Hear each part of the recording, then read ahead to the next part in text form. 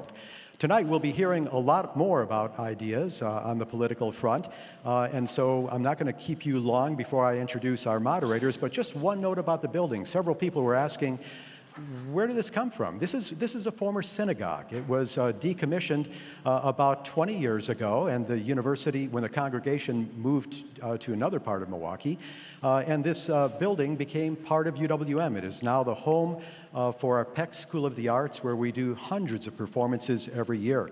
And just a bit of trivia, we're told that Itzhak Perlman performed here in the Helen Bader Concert Hall when the building was still a synagogue, and he said it had some of the most perfect acoustics of any room he had ever played in. So now you can go home and tell folks you were in an acoustically perfect place. No music tonight, as I said before, it is politics.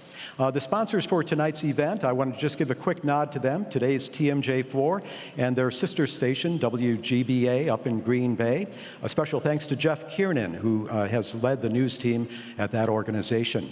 Also sponsoring tonight's event, the Milwaukee Journal-Sentinel and the Gannett USA Wisconsin Network, and our own radio station here at UWM, WUWM. Well, now time to introduce our moderators for the debate. From today's TM.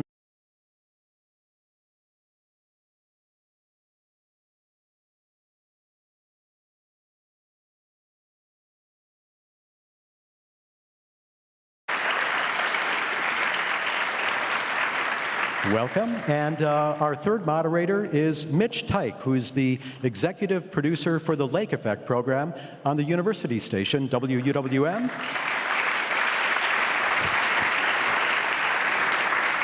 Milwaukee's NPR, which is also a sponsor of tonight's event.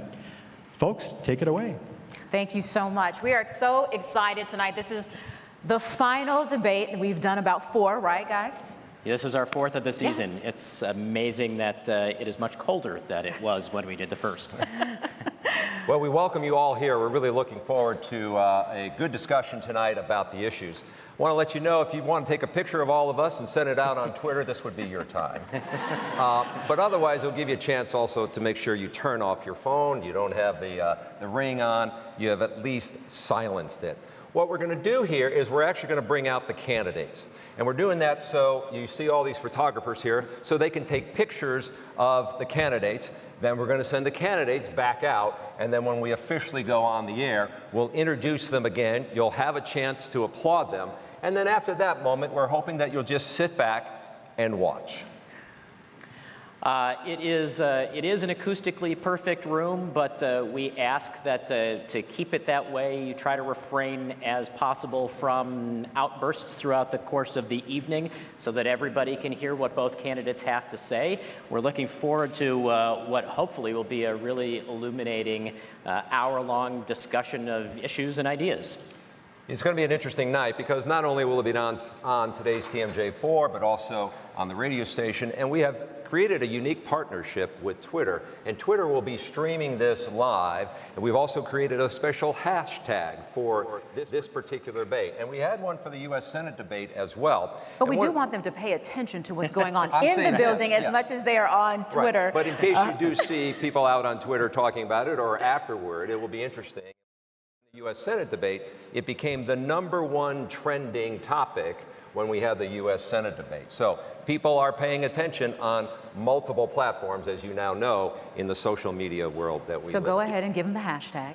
Oh, so the hashtag is WIGovDebate, all one word. You get a special emoji for that too, right? We actually got we did. it was pretty cool that we created, they created a special emoji. So So again, we do know that the candidates are behind there and they'd like to get out and take these pictures and get this debate going. So we're going to sit down, and we'll then bring out the candidates for the photographers.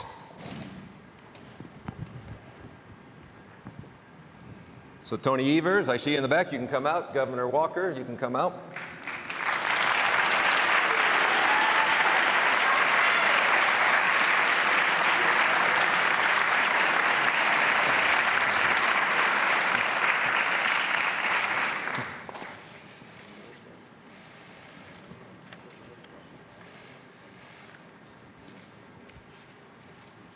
Good to know we got the. Think of it like prom. Right? Isn't that so true? Looking for a Polaroid camera? I'm going to take a picture. We're glad you got the blue tie memo. And the blue suit memo. And the blue. Oh, I'm liking the boots. Here, Sharon. I believe we have 3 minutes to air. So when the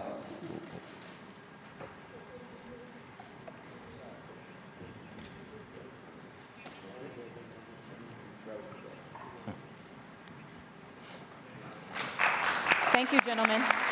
Thank you, Mr. Evers and Mr. Walker. Now, audience, you will get one more time to clap for your candidates when we start the debate. They can clap for us too, right? Sure.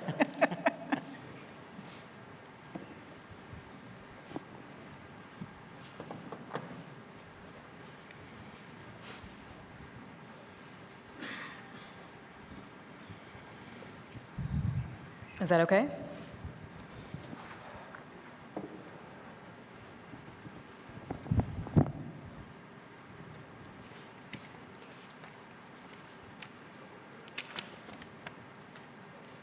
What's that hashtag again? The hashtag is WIGovDebate. And you'll see the emoji pop up.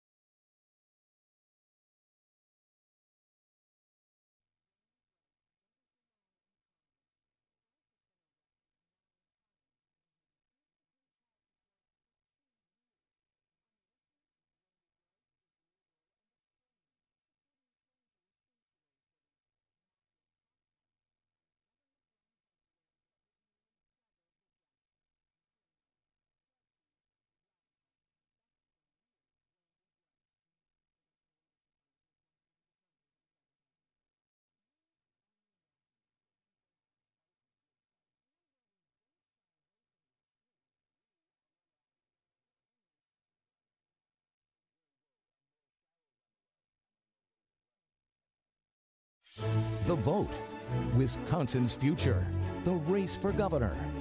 Tonight, the candidates debate, sponsored by today's TMJ4, WUWM, the Milwaukee Journal-Sentinel, and USA Today Network.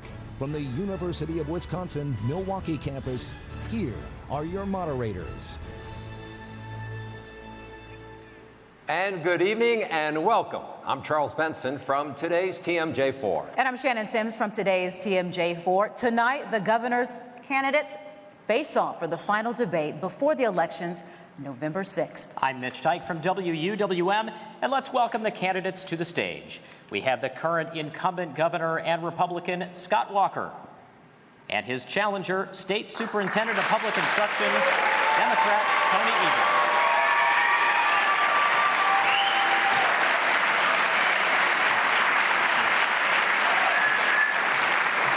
We are streaming live on Twitter.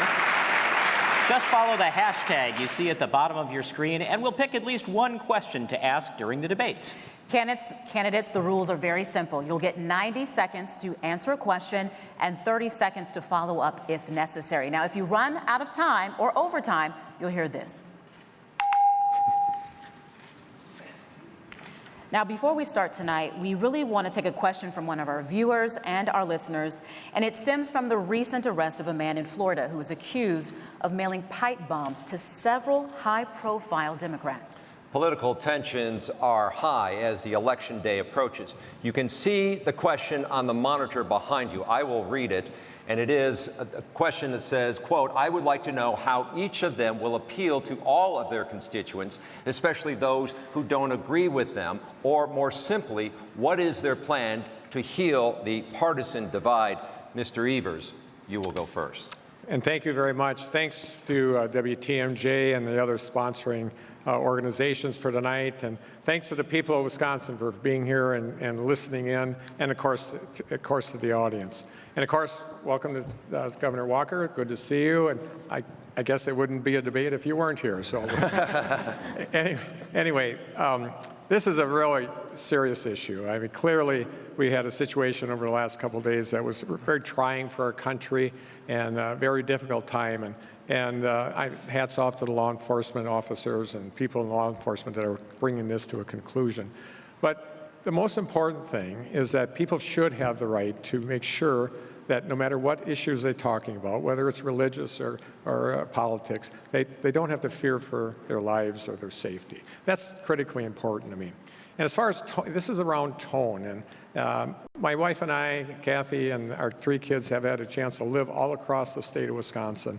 And I can tell you, every place we've gone, whether it was Baraboo or Toma or Oakfield or Oshkosh, any place, raising our kids, doing what we did at work, we absolutely believe that what unites us is far, far more important and more important than what divides us. And I'm an educator. That's the way I'm going to be operating as a governor of the state of Wisconsin, seeking common ground, making sure that we talk about what unites us. Mr. Walker. Thanks, and a great question. I think first off, to do more what we're doing tonight, to have a discussion on the issues and compare our experiences, to have that kind of dialogue as opposed to anything personal. Tony and I worked together with report cards in the past, and I hope we'll be able to work together in the future, no matter what happens on Election Day. But I spoke out very clearly on Wednesday when we first learned about these devices. I said an attempted terrorist attack against any American is an attack against every American, and that we need to stand united against terrorism no matter where it's at. In fact, I said if you take on one of us, you take on all of us, no matter what the political background, no matter what your religious beliefs. I think that's incredibly important for members of both parties to say that. I personally know how important that was, because years ago, in the midst of the protest, I remember when Tonette and I had death threats against us. I remember when our kids, Matt and Alex, were targeted on Facebook. I remember when there were mobs of people surrounding the house we lived in on Wauwatosa when our elderly parents were there. I didn't hear people speak out about that then, and the good news is we got past that. After the recall election, I wisely listened to Tonette when she said, you know, you got to bring together people based on food. And so the week after the recall election, we had what the media dubbed a beer and brat summit. We cooked brats and had beer. I even made an Italian sausage for Peter Barca, who, like my wife, is Italian. That's how we brought people together, and it's about talking together and socializing together. And I'm confident. As I travel the state, one of the things I'm so proud of is to see how proud people are of their communities and their homes, their families, and places of work. And yes, we are proud of our state, and together we can keep moving Wisconsin forward. So let's keep with the theme of viewer questions and talk about a topic that's top of mind for many voters across the state, which is health care. Mr. Evers, if the Affordable Care Act is repealed or eliminated by the courts, how will you protect pre-existing conditions if elected? And you are a supporter of Badger Care for All, but would you also support, as California and Vermont have tried, a state-run Medicare for All in Wisconsin? Health care is on the ballot this November 6th. It's an important issue. And it's important for some very good reasons. When Governor Walker decided to run for president, he told the people of Wisconsin he wouldn't abandon them. And as he was running, he made it clear that he was against the Affordable Care Act. And as a result of his political ambitions, he did not take the Medicaid money that the federal government provided. That's $1.1 billion that was left on the table. That's an extraordinary amount of money. And it would have, there's a reason why Minnesota has cheaper health insurance than it is in Wisconsin, is because we didn't take that Medicaid money. I would take that Medicaid money. In addition, I would be absolutely sure that we continue to have pre-existing conditions protected. We have over 2 million people in the state of Wisconsin, including myself, who I'm a cancer survivor. We need to make sure that we have the strongest pre-existing conditions protection possible. I can guarantee that to the people of Wisconsin. Now, I've tried to get Governor Walker to think about this because presently he is in federal court to do away with the Affordable Care Act and also to do away with the pre-existing conditions protections. We need to know, the people need to know, why you don't drop that lawsuit. So just to follow up 30 seconds on that, would you be in favor for Medicare for All in the state-run program? And then also, I didn't hear anything, you could be faced with this same dilemma that the law is repealed or it's eliminated. How would you guarantee it? Well, first of all, obviously we'd have to have a legislature agree with that, and I think people get it. I think it's important. I think this is an issue that isn't a Democrat or Republican issue. It's a Wisconsin value issue. I think we can convince Republicans to make that happen. Now, do I believe that we should have some public options down the road? Very possibly, but my focus, I'm not running for president. I'm going to be around a while. We're going to take on this issue of making sure we get that Medicaid money and have good health care in the state of Wisconsin. Mr. Walker, you have said, quote, "As long as I am governor, I will always cover pre-existing conditions." As governor, how will you protect pre-existing conditions if the ACA law goes away? And how will you prevent insurance companies from charging more to cover those pre-existing conditions? Well, let's be clear. Excuse me. Let's be clear. We can cover people with pre-existing conditions in this state. We can protect them without protecting the failure that is Obamacare. I called for that early this year in the State of the State address. We work with legislative leaders just like we did on other issues. And going forward, should the courts or the Congress change, we've got a plan to do that going forward. And I want to tell you, it's not just good policy, it's the right thing to do. My wife, Tonette, who's here, is a type 1 diabetic. My mother, who's here as well, is a cancer survivor, surviving breast cancer. And my brother, who's here, has a heart condition. Like so many families across the state, covering people with pre-existing conditions is personal to me. And as long as I'm governor, as you said, I will always cover people with pre-existing conditions. The way we do it is similar to what we did with the Wisconsin Healthcare Stability Plan. When premiums under Obamacare went up 44% this year, we brought together a bipartisan coalition, got Democrat and Republican lawmakers to pass a plan that starting in January, we just got word a week ago, will reduce premiums by over 4% from where they're at this year and by 10% for where they would have been. That's a savings of almost $1,000. That's how we did it. We brought Democrats and Republicans together to solve this issue. Obamacare premiums going up, Washington failing to act. And per what Tony talked about, his plan to do what Minnesota did, when they first did it, premiums actually went up. In fact, 2 years ago, the Democrat governor of Minnesota, Mark Dayton, said the Affordable Care Act is no longer affordable. And that was because premiums in that state were going up 50 to 67%. Our plan actually lowers premiums, increases choices, particularly in rural areas, and helps improve health care. I appreciate you spelling out that premium plan. However, one of the big pillars of the Affordable Care Act is to protect those who are not protected by either an employer or the government. Both of the examples that you gave in regards to First Lady Tonette, your mother and your brother, either government or employer, we're talking about those who fit outside of that gap. How will you guarantee that if Obamacare is repealed, that you have a plan that they will be protected? Right, and my point on that, it's the same way we did with the Healthcare Stability Plan. We brought Democrats and Republicans together. That's going to be a constant theme tonight. You see, Tony talks a lot about these ideas. We've actually delivered on them. It's the difference between talk and real leadership on health care, on education, on all sorts of other issues. There's a difference between talking about it and delivering on it, just like we got Democrats and Republicans together to pass the Healthcare Stability Plan to lower your premiums and increase your choices. We'll do the same should there be a change in the courts or in the Congress when it comes to pre-existing conditions. We will always cover them in this state. All right, we're going to move along to education now, and this question will be for both candidates. 6 years ago, the state convened a bipartisan task force called Read to Lead to improve literacy scores in Wisconsin. The opening sentence of this report stated, quote, "There is no skill more important to future success than reading."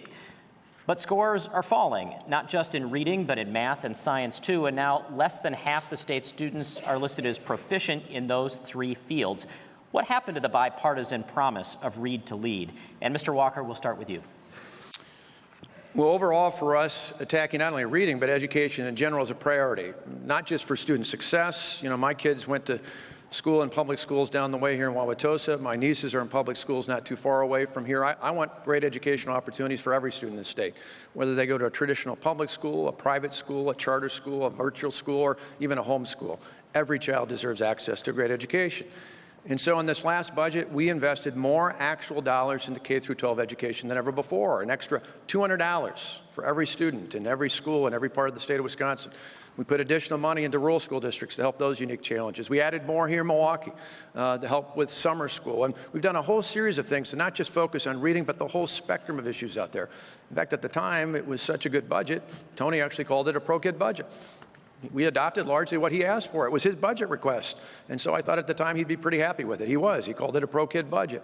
But what was interesting, though, is after we introduced it, and the pundits in Madison said, well, there's no way the legislature is going to pass this, he kind of faded away. And instead, we went out and visited 50 schools across the state. We worked with the Wisconsin Association of School Boards, and equally as important, we worked with small business owners across the state who are telling us time and time again, we've got jobs, we just need people with the skill sets to fill those.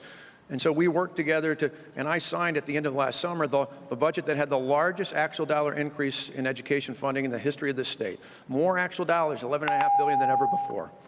Well, so just to follow up briefly, with all of those priorities that you describe, what was it what do you ascribe the fall in test scores over the past 6-8 years to? What's getting in the way?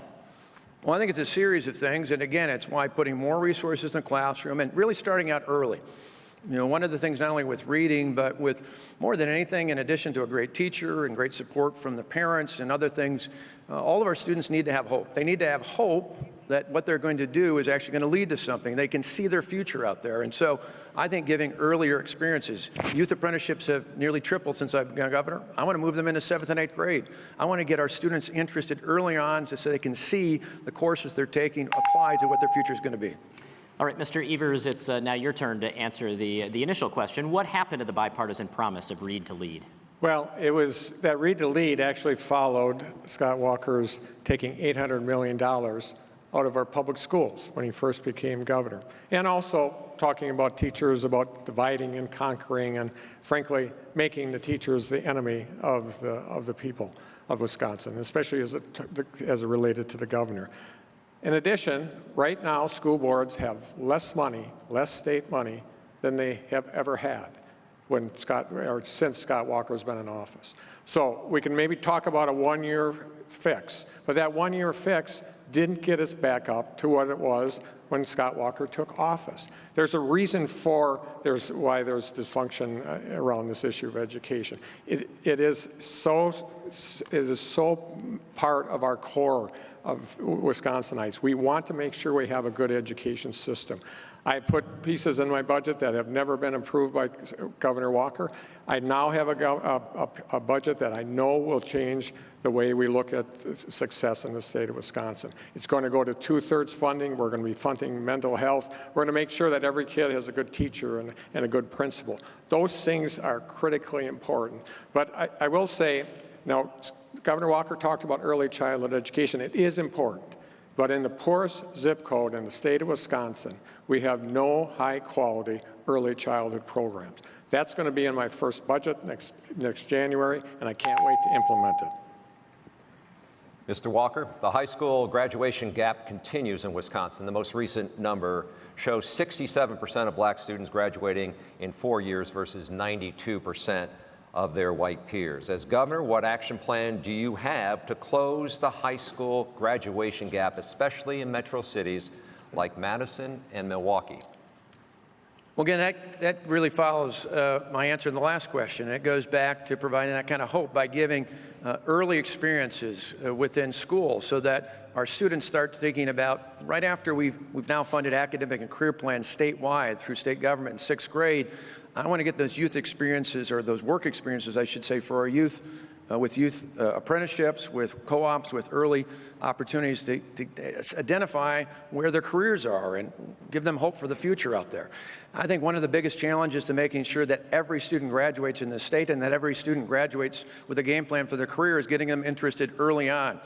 You know, youth apprenticeships, as I said, statewide have nearly tripled since I've been governor. They're up to about 4,300. Unfortunately, here in the city of Milwaukee, I think they've gone from about 21 to 80. I've challenged the Milwaukee public school system to say, we'll pay for as many as you get. I'd love to do every child, every student at Bradley Tech, for example, where I visited a number of times to talk about youth apprenticeships. I'd love to have every one of them be involved in our youth apprenticeship program. I've seen the success elsewhere across the state of Wisconsin. The other part of it, though, is you got to make sure schools have the resources, not just in total dollars, but the resources to put in the classroom. Our reforms have saved schools in the state more than $3 billion. Tony wants to undo those reforms. That would take money out of the classroom, away from students, and he'll allow your property taxes to go up to pay for it. I think that's a giant step backwards. Okay, Mr. Evers, the state has expanded access to private education through public dollars with the voucher program. However, voucher schools have much more autonomy than their public school counterparts, and advocates for public education say this is unfair. What new standards or requirements would you propose the Assembly pass to create an even playing field? It's a great question. As the people of Wisconsin know that we've been experimenting with the voucher program here with our private schools for a very long time, more than a couple decades. And for the most part, I would say the experiment has not shown any dramatic improvement in achievement for kids in either area. We need to focus on the kids that are the most important thing here, not about who's in charge of schools and who isn't in charge of schools.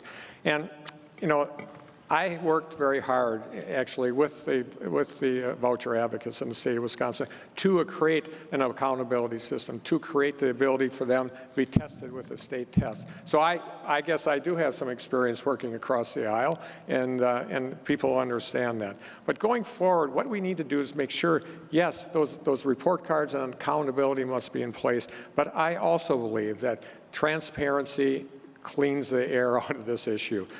People in the state of Wisconsin are all paying for publicly funded private schools now. I believe every taxpayer on a property bill should be able to see the issues about, okay, the school district is taking this much out of your tax bill, the municipality, and how much goes for voucher schools.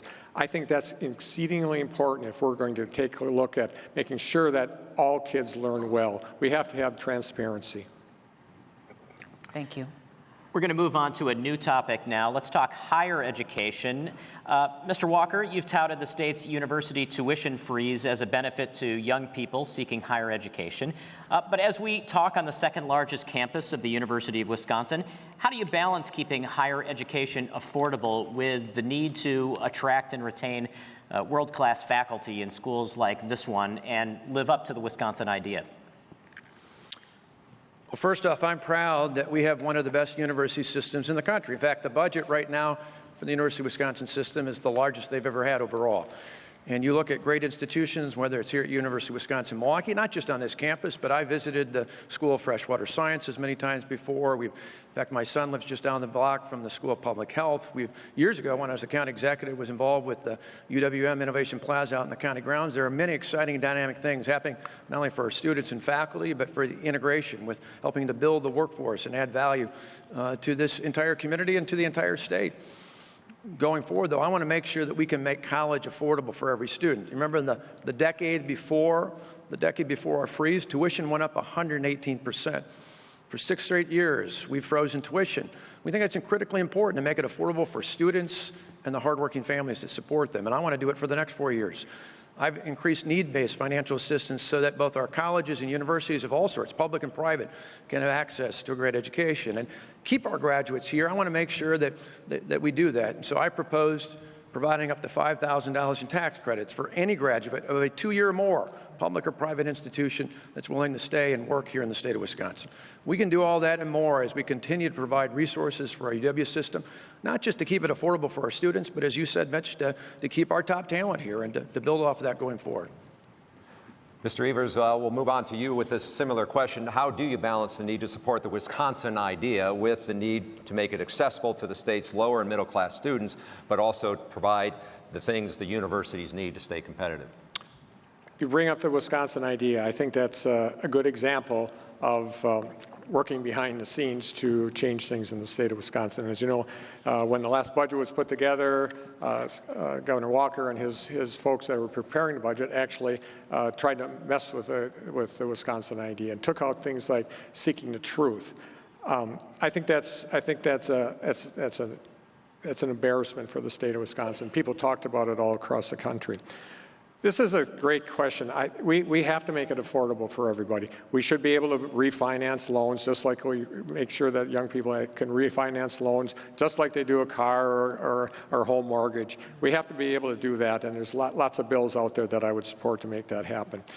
But most importantly, the reason that we're in this predicament is that early on, throughout his career as governor, Scott Walker has taken $250 million out of the University of Wisconsin system. The correctional institutions of the state get more than the University of Wisconsin. We need to reinvest in the University of Wisconsin system. If we freeze tuition, I think tuition is too high. I would like to see it lower. But at the bottom line is, if we don't have state resources, that gap gets larger and larger, and fewer courses are offered. It's going to take kids longer to get through college, and it's going to make their debt higher. The state needs to make a commitment to the most important economic development instrument we have in the state. Just a quick follow-up there, 30 seconds for you. I heard you say you're also in favor either of tuition freeze or lowering. I think tuition's too high. If the state made their contributions, I believe we can make tuition even lower than what it is. But the critical thing is, as tuition rose up before it was frozen, this exact same time was when the state participation in funding went down. That has to come back up in order to make that happen. All right, gentlemen, the candidates will now have a chance to answer a question from Twitter. We have been streaming with the hashtag you see there on your screen. And again, you both will be allowed to answer this question. 90 seconds to respond. I'll read it. Catastrophic floods this year devastated crops statewide. Governor Walker declared a state of an emergency. Extreme weather like this is hallmark of climate change. How will candidates mitigate effects of climate change? And we will begin with you, Mr. Evers. Thank you so much. My background is science. I received a degree from biology and chemistry from the University of Wisconsin-Madison. I believe in science. We're going to bring back science to the state of Wisconsin. We have to start making decisions based on science. The vast majority of people in the state of Wisconsin, or the scientists, understand that climate change, not only do we believe in it, it's here, and we're seeing it almost daily across this country playing out. I would bring back scientists to the Department of Natural Resources. I would make the Department of Natural Resources Secretary an independent appointment approved by the legislature, and also have an independent board. We need to let science flourish in this state. We need to make sure that we take a look at our natural resources. Obviously, our water is a big one, but in addition, as we move forward, renewable energy is part and parcel of any fight against climate change. I will prioritize that. We will make sure that we prioritize economic development around creating good-paying jobs that lead to a better state and a better life for our kids. This is right on our doorstep. If we don't act now and act in a way that we believe in science and make sure that people understand how important it is and use that to make decisions, we'll be in a much better place. Thank you, Mr. Evers. Mr. Walker, again, how will you mitigate the effects of climate change as governor? Well, I'm an Eagle Scout, so I learned a long time ago that your campsite should be cleaner when you leave than when you left it. So I want great natural resources, water, land, air, you name it. That's important for our state. It's important for our children and our children's children for someday. And when you look at the effects of the changing effects of weather patterns here and around the world, it's a combination of things. And the actions of human beings are one piece of a larger puzzle. I've said for years, one of the best ways to be green is to make green or save green, meaning if you can make things economically sustainable, you can make them environmentally sustainable as well. The two don't have to be competing with each other. And so we've done a number of things to provide incentives to be more energy efficient. In fact, one of the neat things we're working on above and beyond what you might normally think of is actually going out in our training programs that we're providing for people at the end of their prison sentences, and to train not just in CNC machining and other things in the trades, but now to work with companies like Johnson Controls from right here in the Milwaukee area. To train offenders on how to install energy-efficient equipment. It's a win-win-win. It helps us all the way around, and there are things we can do like that that help us save energy, save money, and help us get people back up on their feet again. The one thing I won't do, though, is turn over a major portion of the state's government to people who are unelected and unaccountable to the taxpayers of the state of Wisconsin. That's what Tony just talked about. Turning over a part of state government that years ago was a mess when they waited to see if you got into trouble before they actually worked with you. We want an agency that works with people up front to mitigate these things in the first place. We're going to turn now to justice reform. And Mr. Walker, First Lady Tonette Walker is an advocate of trauma-informed care and the positive impacts it can have on punishment and rehabilitation of youth. What have you done to gather juvenile justice advocates and lawmakers to ensure that the problems that have plagued Lincoln Hills over the past 8 years are not repeated in your plan for local facilities? Well, thanks. And any time a young person commits a violent act, there are no easy answers. You know, for decades, the state of Wisconsin housed serious juvenile offenders in large-scale facilities, often miles and miles and miles, many long distances from where they came from where their families and services were at. That made it difficult to provide specialized care and services. And so that model just really didn't work. And we worked together with not only Republicans and Democrats in the legislature, but we looked at best practices from around the country and put in place a change to change the model.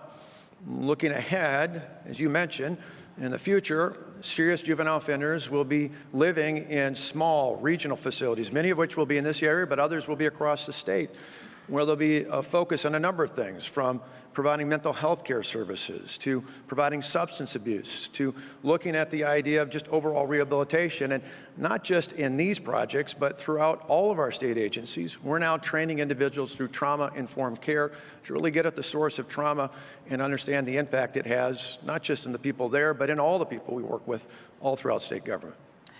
So to follow up in 30 seconds, can you talk about how oversight might change in the plans that you have for these local absolutely. facilities? Part of it, and one of the things we worked with both Republican and Democrat lawmakers, I remember sitting in Robin Voss's office in the state capitol as we put the pieces together with both Democrats and Republicans from the legislature. Part of it was making sure that our counties were involved. The Wisconsin Counties Association played a key role in this, having once been a county official right here in Milwaukee County.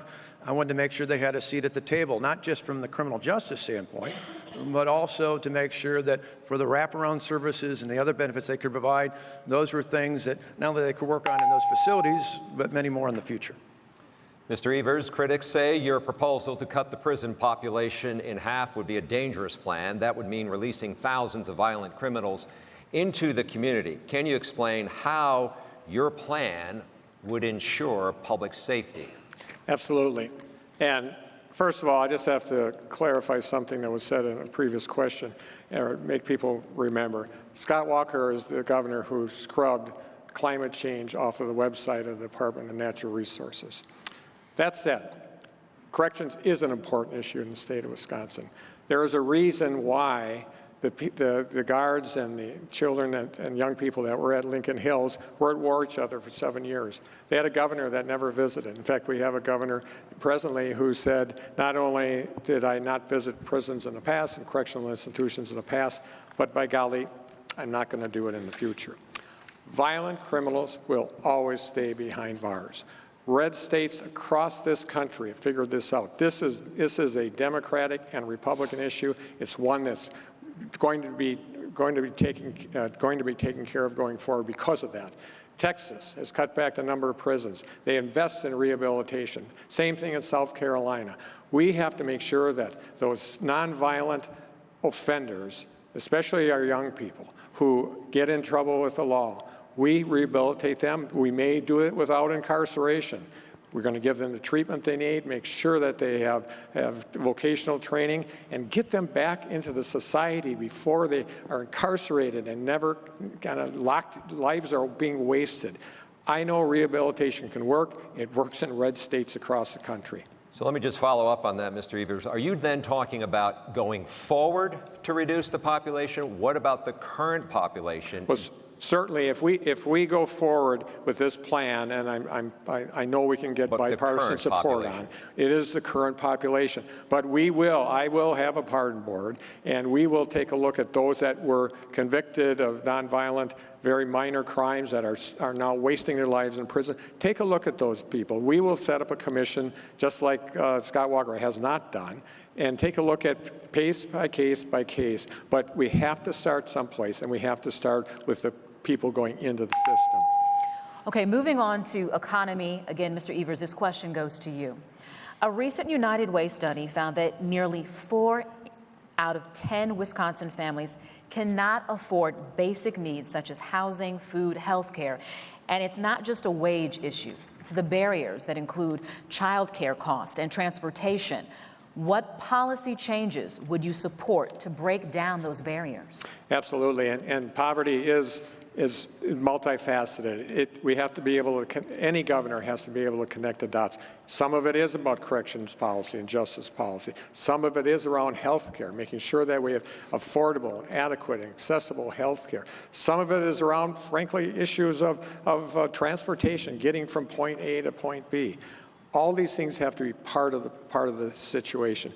But as it relates to economic development, we have to make sure that we have a sound 72-county economic development policy. We need to make sure that not all economics is just a Hail Mary pass for one part of the state, pitting one part of the state against the other. We need to make sure that young entrepreneurs, whether they're in Clark County or Iron County or right here in Milwaukee, have the opportunity to thrive. That's where we still rank very, very low as a state. We need to make sure that those young people that want to start a business, that are going to be our bosses of the future and the people that are making good money in the state, hiring people, they have to be at the table. We have to make sure that that happens. In turn, it is clear that when we talk about economic development, it can't be just tax breaks to foreign corporations. It can't be just tax breaks to wealthy individuals. We have to reach out and make sure the young people of the state of Wisconsin have a chance to thrive.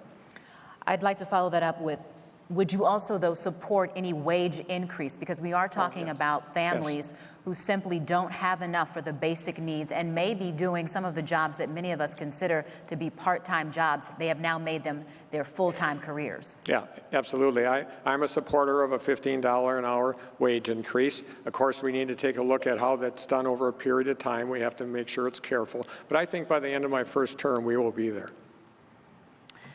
Mr. Walker, there is a phenomenon that urban planners and business leaders refer to as the last mile problem, the gap that exists in cities, suburbs, and rural areas when it comes to using public transit to connect workers with where jobs exist. In a time when a seemingly unprecedented number of jobs are slated to come to rural Racine County, how will you use that development to lead the effort to solve the last mile problem? Yeah, it's something we don't just talk about, we've actually led on. Early this year at Quad Graphics, for example, we laid out our Commute to Career program. In fact, State Representative Jason Field, a Democrat, joined us because he knew what an important issue this was for people in his district here in the city of Milwaukee. And it's important all over the state. In Quad Graphics, they have 400 to 500 jobs, and we're giving grants to companies like that, big and small alike, to make connections in terms of transportation, to get at exactly what you're talking about, to get groups of people who are looking for better jobs or jobs for the first place to where those jobs are. We just did a series of those grants today, not only here in Milwaukee and places like Racine and Madison and Green Bay and Wausau, Oshkosh, others, but we've also done them in Menominee and Sparta, over in Darlington and New Glarus, because there are examples like this all over the state. We do have a 72-county strategy. In fact, it's why just about every county is either at or nearly at the lowest unemployment rates they've ever had. Statewide, we have more people working this year than ever before in the history of the state. 8 months in a row of record or below unemployment. And today, over 100,000 job openings, over 100,000 job openings on our state website, jobcenterwisconsin.com. That's more career opportunities in our state right now than we have unemployed people to fill them. So we do have a game plan with our connecting careers to people looking for the commute that they need to get there. And we're going to do that not just with Foxconn, but with all sorts of other things along the way. I want to follow that up briefly. Just in the last day, there have been stories emerging that there are, I believe it's 2 suburban JobLink bus lines in the Milwaukee area that are in jeopardy. How can the state work better with municipalities to ensure lines like that continue to exist at the same time as all these other efforts are going on? Well, our commute to career program is very specific, because one of the challenges I remember even years ago when I was here in Milwaukee County in terms of transit lines is that they don't have the same flexibility of smaller vehicles out there. And so part of it is looking specifically to where there are groups of people looking for employment and making the connection to where those employment opportunities are at. And by the way, when it comes to Foxconn, they don't earn any of those tax credits over the next decade and a half unless they actually have actual job creation and investment. No jobs and no investment, no credits. The good news is they're far exceeding that. Let's move on to a new topic, immigration. Mr. Walker, qualified undocumented students were once eligible for in-state tuition until you and Republicans revoked the law in 2011. Why shouldn't DACA students who graduate from Wisconsin high schools be allowed to pay the same tuition at state colleges? Well, I certainly feel for the students and families involved with this. I've talked to many families in the past, but you know, Wisconsin and America are a nation of immigrants and a nation of laws. When I think about immigrants in this state, as I mentioned before, we have more people employed in this state than ever before. Every week and sometimes every day, I have employers tell me I need more people with the skill set to fill those jobs. So we want a legal immigration system in this country. This will help us here in Wisconsin as we need to bring more talent to the state of Wisconsin. But we're also a nation of laws. And I take an oath in office to uphold the Constitution of the United States and of the state of Wisconsin. And it is clear, under federal law, we cannot offer in-state tuition based on residency for people who are not here legally. That's a federal law. You want to change it? You need to change the federal law. You see, in this state and in this country, we have laws to make sure that people are treated equally in our society, both at the state and the federal level. The minute we start saying we're not going to enforce the laws or not enforce this law versus that law, we start undoing equal protection under the law. As long as I'm governor, I'm going to uphold those laws and push to make changes. And we need to have a comprehensive system going forward out here. You know, Barack Obama was in town today. Years ago, when he was first elected, the Democrats controlled the House and the Senate, and they didn't tackle this issue. Republicans haven't either. Republicans and Democrats need to get together with a bipartisan solution to have a legal immigration system in America that works so states and local jurisdictions aren't pushed up to this issue. What I'll do is focus on the things I can control, and that's building a better opportunity for prosperity and freedom in this state. Mr. Walker, I'd like to follow up just quickly. You mentioned that special treatment for illegals. However, DACA recipients are documented individuals who have gone through a certain amount of requirements. And again, they are here not illegally. They have a status, and they want to be able to continue their education in the state of Wisconsin. Why shouldn't they? Because the law is clear in the federal level. You cannot provide in-state tuition based on residency for someone who doesn't have a legal status. That's what the law is. Our attorneys have looked at, others have looked at that. Other states, Tony will talk about other states doing it, they're doing in direct violation or in ways that counter based on residency out there. The bottom line is this is a federal issue, and I'm going to stay focused on issues that provide more opportunities and more freedom for people here to make sure that everyone can prosper through more jobs and higher wages. That's what we've done. 8 years ago it was a mess. Today we're much better off. Thank you, Mr. Walker. I will move on to Mr. Evers. State Republicans have tried to end sanctuary cities in Wisconsin. A couple of states, such as California and New York, have tried to become sanctuary states. Do you support sanctuary cities? Would you support making Wisconsin a sanctuary state? I believe sanctuary cities, I believe municipalities are the ones to make those decisions. And if they do, I will support their decision, whether they decide to or not. But I want to talk about immigration in general. First of all, Governor Walker talked about not providing in-state tuition for DACA kids, DACA students. I believe, I could be wrong, I believe that at one point in time, Governor Walker actually participated in a budget that did do that and voted for that budget. In addition, I've said recently that I think it's very important that the state of Wisconsin provide a driver's permit for undocumented immigrants also. You think about how important undocumented immigrants are to the state of Wisconsin. They work on our farms, they work in our factories, they work in our offices. They are a vital, vital part of our economy, and it's the right thing to do. Now, I will tell you that we have 12 states, and actually 12 states, including Utah, agree with me on that issue, as well as the Wisconsin Farm Bureau. I believe I'm on the right side of both of these issues. Now, over his career, we have seen Governor Walker act as a typical politician here, kind of moving around and making sure that it's different. But if I was a teacher giving the multiple choice test on this, he would take D, all of the above.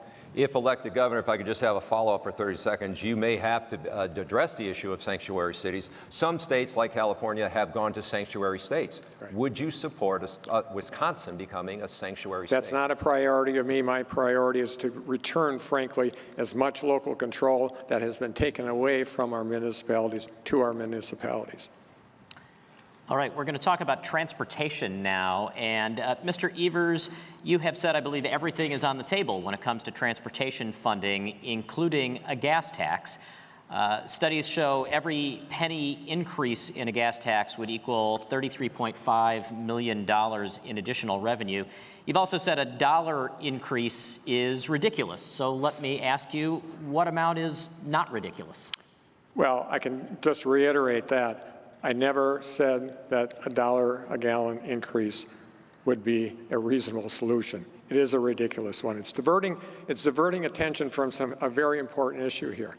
We are 44th in the state of Wisconsin, or in the nation as the state of Wisconsin, in our transportation and condition of our roads and our bridges and our infrastructure in general. That's not where we want to be as a state. We have northern Wisconsin, they're taking the asphalt off the roads and going back to gravel roads. I don't think that's a legacy we want to leave for our kids. So what my goal is as governor is to do this, is to bring people together. Republicans and Democrats get this issue. Scott Walker's line in the sand is what stopped us. We have a 20% of every transportation budget is debt service. People are making money in New York City on Wall Street on our debt.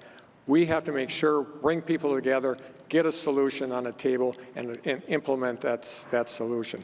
We can no longer have Scott holes all across the state of Wisconsin. We can no longer have bad roads and bridges. I was talking to an engineer the other day that talked about, and she was involved in making, building and engineering bridges. Her concern wasn't about money and making sure they make more money. Her concern was the safety of the people of Wisconsin.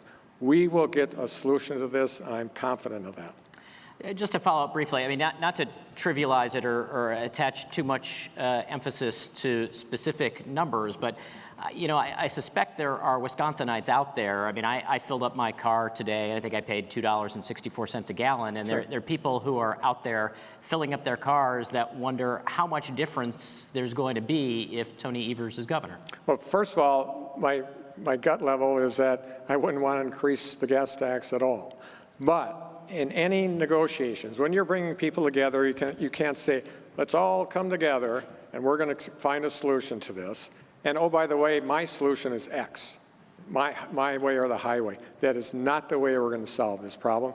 I'm an educator. We always focus on bringing people together for the best solution possible. There are Republicans and Democrats that are waiting to make this happen.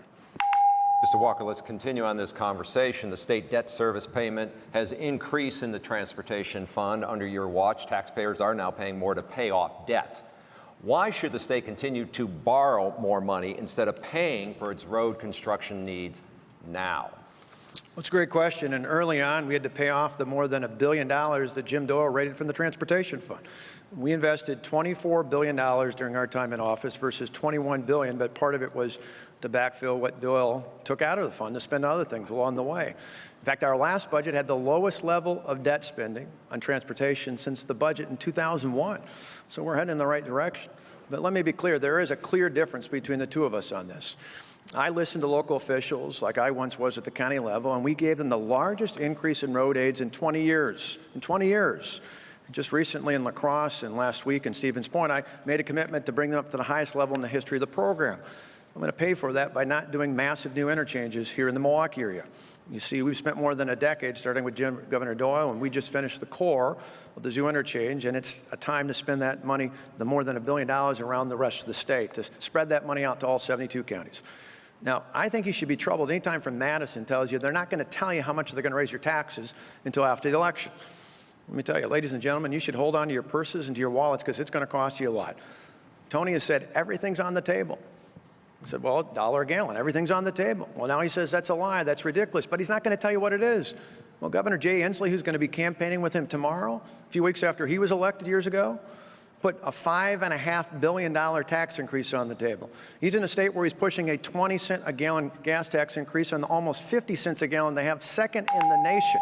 But and it's only going to get higher. Let me just follow up on that 30 seconds. Isn't it the same if taxpayers have to pay more for debt, the same as raising the gas tax 3, 4, 5 cents? It equals about the same amount. Well, Charles, that is precisely why we've lowered it. We had the lowest level of borrowing in terms of transportation debt in this last budget in nearly a decade and a half, well, almost 2 decades. You go back to 2001 was the last budget that had borrowing as low as it is right now in this budget. But the answer is not, in fact, if you look out there, overwhelmingly people say it's not a gas tax increase, it's not a vehicle registration fee increase. It's spending that money wisely, and that's why we're going to focus on local governments, maintaining the roads and the bridges, and the special interest groups spending that money are the ones benefiting off of this. Thank you. We're going to go to Twitter once again for a question. This time, however, you'll only have 60 seconds to answer the question. You can read it on the screen behind you as well. It states, do you support the Unfair Sales Act, aka minimum markup law requiring 9.18% markups on gas, along with a 9% markup on alcohol, tobacco, and which is also prohibits most below cost sales? And I think we're starting with you, Mr. Walker. Well, going forward, I want to make sure when we focus on this, it's not just on laws like that, but making sure we promote a healthy economy and reasonable use of transportation. As I was just saying a few minutes ago, I talked about, the groups who are running ads attacking us about the maintenance of our roads are the groups that benefit, the special interest groups that benefit overwhelmingly from massive new interchanges here in the Milwaukee area and others like them. We want to send those dollars out to local governments all across the state so that every county and every municipality across the state of Wisconsin can maintain the roads just like we're going to maintain our state highways. And the way we pay for it without a massive new tax increase is by focusing on not doing those big interchanges and putting the dollars at the local level.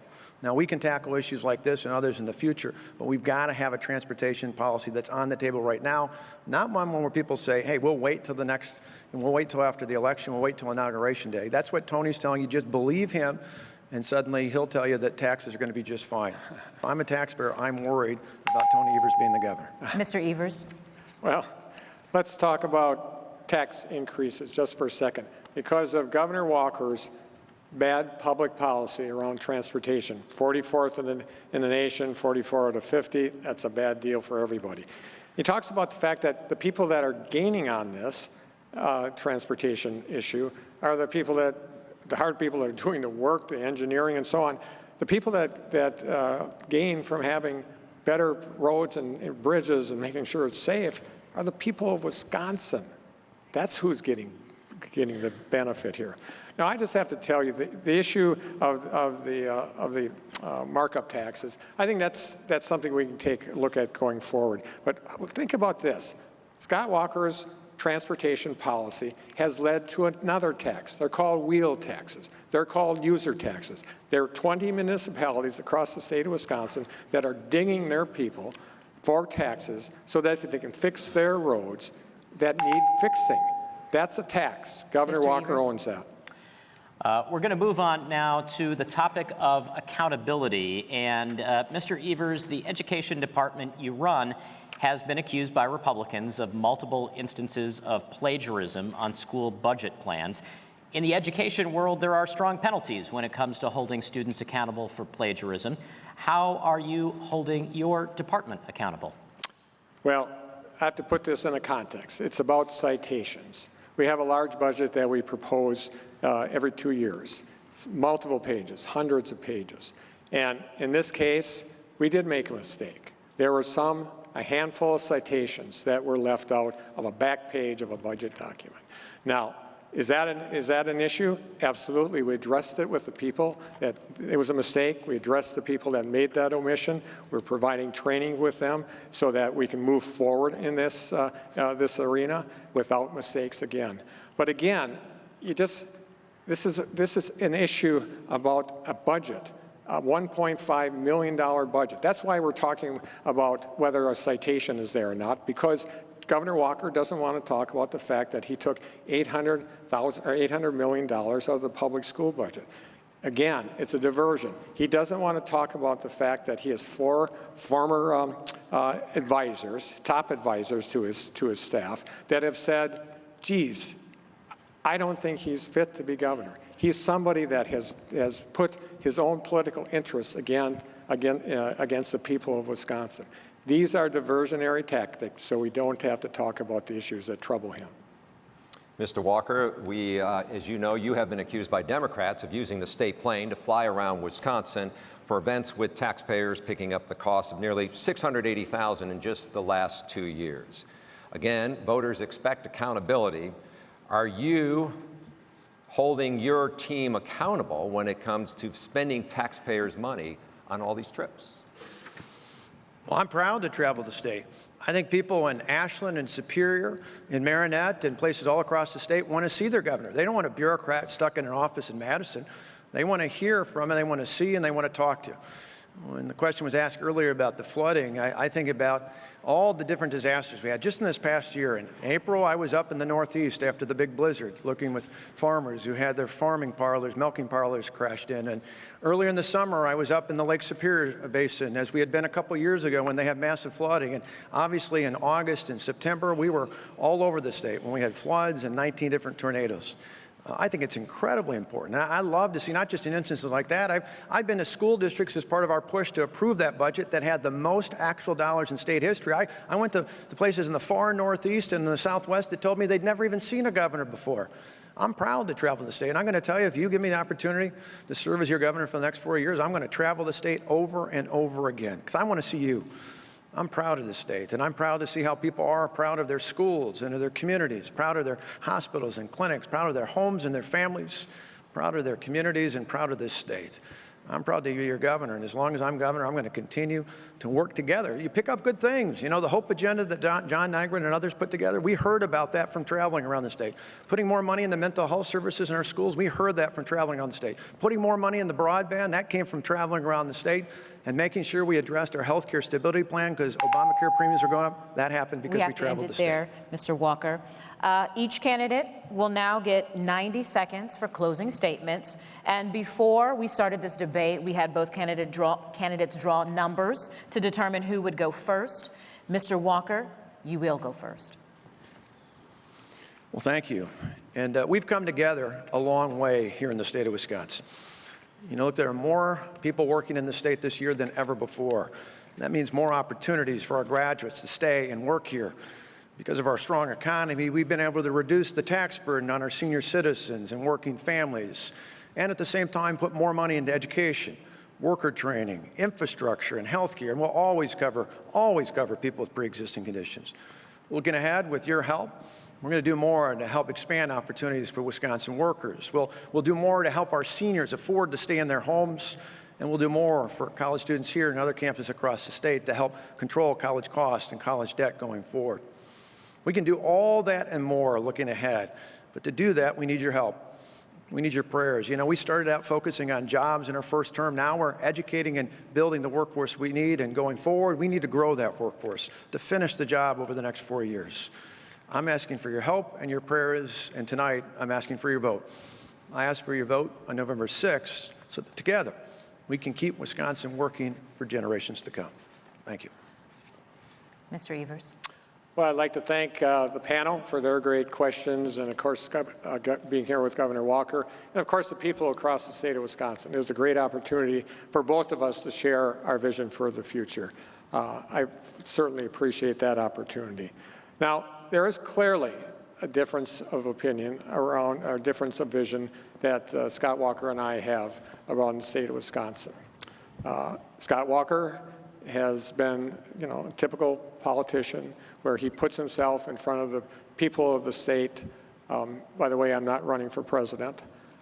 We will, and because of that, because of his inability to kind of view things from the people of the state first, we have bad roads, we have a struggling school system that's been politicized, and frankly, we have a healthcare system that's under attack.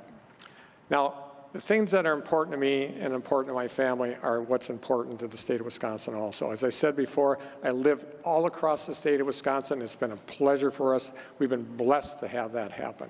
And we know what unites us is far greater than what divides us. And that is part of my DNA. I'm an educator. We always focus on what's possible, making sure we find common ground, make sure we find solutions to problems. I'm a pragmatic guy. That is what I'm going to be focusing on this next November. Please take a look at my website, tonyevers.com/plan, and thank you so much for being here tonight. It's been a pleasure. Mr. Evers, Mr. Walker, thank you very much for being here. The election is 11 days away. What is on the monitor there says the vote, Wisconsin's future, and so we felt very important to have you both here to talk about your ideas and what you think Wisconsin voters need to know before they go to the polls, even though voting has already begun. I also want to thank the UW-Milwaukee folks for hosting us tonight, and I actually would like to see if we can get a big round of applause, because this has been our hard work. A lot of hard work.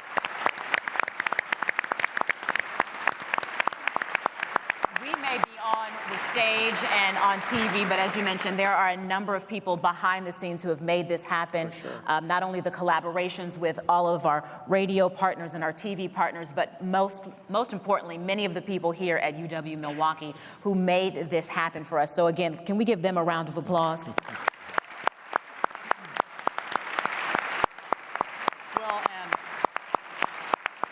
We want to thank everybody who tweeted in questions and who texted in questions ahead of time as well. It's been an engaging debate. It really has. The voters are ready. Yes. Well, you can find complete information of all the candidates running, and please vote November 6th. Again, you can find all the information for the candidates on our website at tmj4.com, as well as wuwm.com.